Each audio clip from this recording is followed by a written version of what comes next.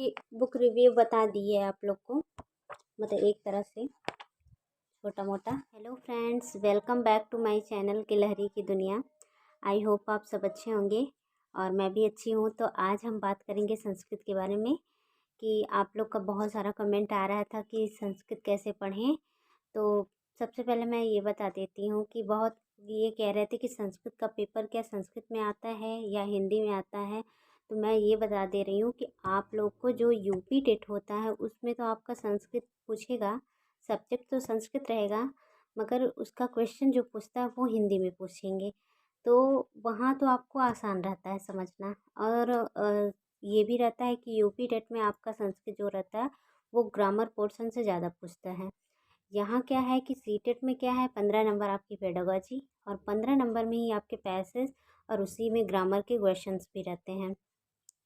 तो बात ये होती है कि सीटेट का जो संस्कृत लैंग्वेज होती है वो टोटल संस्कृत में पूछेगा। तो उसमें आपको समझ लीजिए कि बहुत डीपली पढ़ना पड़ेगा तो आ जाएगा। पढ़ना क्या मतलब, एग्ज़ाम टाइम में आपको समझने के लिए मैं बात बता रही हूँ। इसमें नहीं कि बहुत आप डीपली पढ़ेंगे तभी पास होंगे। इसमें तो आप बता रहे हैं प्रीवियस ईयर के पेपर्स और यूट्यूब से पढ़ लेंगे तो आपका काम हो जाएगा। तो मैं ये बताना चाहूँगी कि जैसे संस्कृत अगर कोई मुझे समझा दे रहा है तो वो चीज़ें हमारे मतलब समझ में आ जाती हैं, तो वो चीज़ें हम कर लेंगे। मेरे साथ भी ऐसा हुआ था कि मैं ये आप लोग को बताऊँ कि यहाँ मेरा बताने का पर्पज़ ये नहीं है कि मैं आपको डिमोटिवेट कर रही हूँ। मतलब जितने मेरे ये सीटेट के सब्जेक्ट वाइज जितने भी थे, जैसे सीडीपी हुई, मैथ हुई और ईवीएस हुआ, और जैसे पेपर 2 में मेरा मैथ साइंस था और हिंदी हुआ। तो ये चीज़ें तो थी ही 4 सब्जेक्ट, मान लीजिए पेपर 1 पेपर 2 का दोनों का। तो और क्या कहते हैं, मेरे साथ जो मेरा लैंग्वेज था सेकंड लैंग्वेज वो मेरा संस्कृत था। तो जो संस्कृत लैंग्वेज में मेरे नंबर क्या थे कि और सब्जेक्ट की अपेक्षा मेरे नंबर इसमें कम थे। मेरे 24 थे, एक में 24 था और पेपर 2 में 25 था।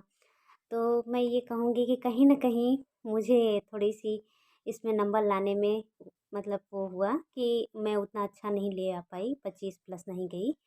तो वही चीज़ें मैं बताना चाहूँगी कि इसमें आप लोग अच्छा भी कर सकते हैं और नहीं समझे तो नीचे भी आ सकते हैं। तो ये चीज़ें हो जाती, बाकी इसमें हार्ड कुछ नहीं रहता है, बस इनकी बातों को मतलब इनके भाषा को समझना पड़ेगा, हो गया। तो मेरे पास भी हैं, सबसे अच्छा तो मैं एक चैनल का नाम बता दे रही हूँ, उनसे बेस्ट तो मुझे किसी का नहीं लगा।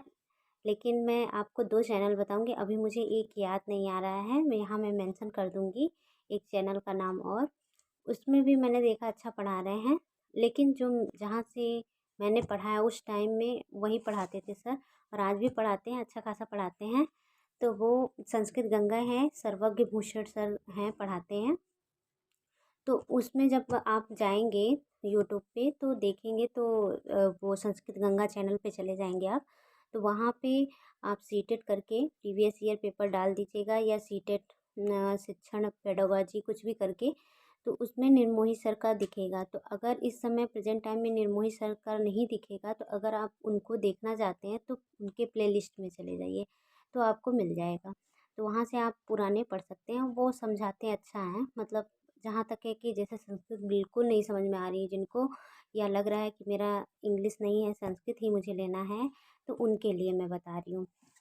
तो देखिए, एक मैंने बुक भी लिया था, ये इधर उल्टा दिख रही होगी अभी आप लोग को, मैं इसको बैक से दिखा देती हूँ। ये देखिए, आप लोग बैक से देख लीजिए, इसमें सीटेट, यूपी टेट और अन्य राज्यों के टेट भी दिए गए हैं। तो उस समय जब मैं टेट दे रही थी और सीटेट के लिए मैंने लिया था, मुझे भी नहीं बहुत ज़्यादा पता था तब यूट्यूब के बारे में कि इनका अच्छे से मतलब पढ़ लेंगे। तो उस समय मेरे माइंड में यही आया था कि मैं बुक से ही पढ़ूँगी। तो बाकी मैंने पढ़ा नहीं था बुक से, क्योंकि जब मैंने उनकी वीडियोज़ देख ली थी तो वहाँ से मुझे ज़्यादा बेस्ट समझ में आने लगा था। तो ये इनके सूत्र हैं, मतलब फार्मूलाज हैं ये व्याकरण वाले, तो यहाँ से आप पढ़ सकते हैं। ये देखिए, सब कुछ है, लगभग मैंने पढ़ लिया था, क्योंकि ये देखिए काफ़ी कुछ पढ़ना था मुझे, तो इसलिए मैं पढ़ ली। देखिए बहुत लोग जैसे फर्स्ट लैंग्वेज हिंदी ना लेके संस्कृत लेते हैं तो उनके लिए भी रहता है ये चीज़ें, और जो सेकेंड लैंग्वेज लेते हैं तो उनके लिए तो रहता ही है। तो हमारा तो भाषा सेकेंड रहता है, सेकेंड लैंग्वेज हम लेते हैं, क्योंकि फर्स्ट लैंग्वेज हम हिंदी ले लेते हैं। तो ये देखिए, आप पूरे क्वेश्चन इसमें जो भी पूछेगा सब संस्कृत में रहता है। ये पैराग्राफ रहेगा, और पैराग्राफ के बाद जो भी क्वेश्चन पूछेगा वो भी संस्कृत में रहेगा, और जो पेडागोजी पूछेगा, ये जैसे आपकी पेडागोजी है तो ये पेडागोजी भी आपकी संस्कृत में रहेगी। तो एक चीज़ ये थी कि इनके आंसर यहाँ पे दिए गए हैं। जैसे मैंने इस बुक रिव्यू बता दी है आप लोग को, मतलब एक तरह से छोटा मोटा। तो कहने का मतलब ये है कि इस बुक में, आपकी बुक आप देख लीजिएगा, अगर उसमें हिंदी में सल्यूशन दिया रहेगा तब तो ठीक है, और अगर हिंदी में सल्यूशन नहीं दिया है तो इनकी वीडियो ही पढ़िए, क्योंकि समझ में नहीं आएगा हमारे जैसे लोगों को।